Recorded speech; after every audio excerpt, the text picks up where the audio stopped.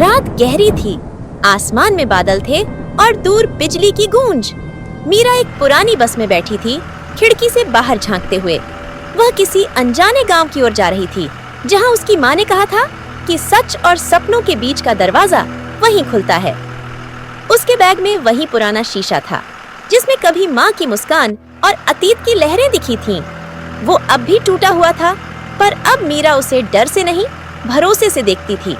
बस उसे गांव के किनारे छोड़ गई। आगे एक घना जंगल था, इतना शांत कि हवा भी फुसफुसा रही थी। पेड़ों की शाखाएं जैसे कुछ कहना चाहती थीं। मीरा ने शीशा अपने हाथ में लिया और अंदर झांका। इस बार उसमें उसकी परछाई नहीं, बल्कि एक पगडंडी मस्त दिखी, जो नीली रोशनी में चमक रही थी। वो मुस्कुराई, तो यही रास्ता है, और बिना सोचे जंगल के भीतर कदम रख दिया। जंगल जैसे जीवित था, पेड़ों के तनों पर चमकते प्रतीक, पत्तों से निकलती हल्की नीली धूल और चारों ओर तैरती हुई फुसफुसाहटें। मीरा, वो नाम किसी ने पुकारा, बहुत धीरे। वह मुड़ी, कोई नहीं था। फिर आवाज आई, तू लौट आई। अचानक उसके सामने एक हिरण आया, जिसकी आंखें सुनहरी थीं। उसकी सांसों से हवा में फूलों की खुशबू घुल गई। मैं इस जंगल का रक्षक हूँ, हिरण बोला। तेरा शीशा सिर्फ आईना नहीं, दरवाजा है? मीरा ने पूछा। दरवाजा? कहाँ का? हिरण बोला। तेरे भीतर के संसार का। हर इंसान के अंदर एक जंगल होता है, जहाँ उसके डर, यादें और सच्चाइयाँ छिपी होती हैं। तेरा शीशा सिर्फ रास्ता दिखाता है। हवा तेज हुई, शीशा चमकने लगा और उसके अंदर घूमती हुई धुंध ने रूप लिया एक पुराना पेड़, जिसके नीचे एक महिला खड़ी थी। वो थी उसकी अखारीक माँ। मीरा ने हाथ बढ़ाया और पल भर में वह शीशे के भीतर खिंच गई।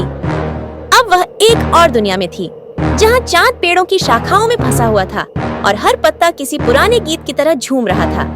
उसकी माँ वहाँ खड़ी थी, मुस्कुराती हुई। मीरा, तू आ गई? मीरा की आंखों में आंसू थे। मैं हमेशा तुझे ढूंढती रही।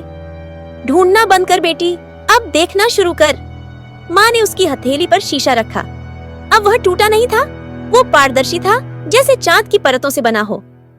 इसमें अब जो दिखेगा वही तेरी सच्चाई होगी। मीरा ने शीशे में देखा, पहले अंधेरा, फिर लपटें और फिर वही चेहरा।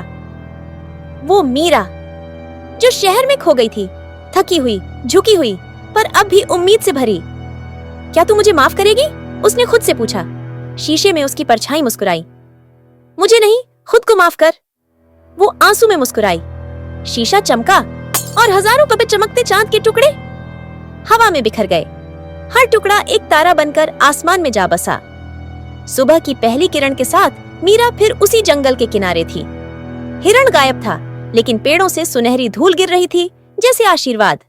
उसने देखा, उसके हाथ में अब शीशा नहीं था, पर उसकी हथेली पर हल्की सी अनचांद की आकृति थी, नीली, चमकती हुई।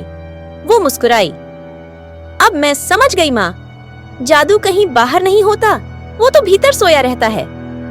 हर इंसान के भीतर एक जंगल होता है, जहाँ उसका डर, प्यार और आत्मा का संगीत साथ रहते हैं। जो वहाँ जाने की हिम्मत करता है, वो अपनी असली जादूगर बन जाता है।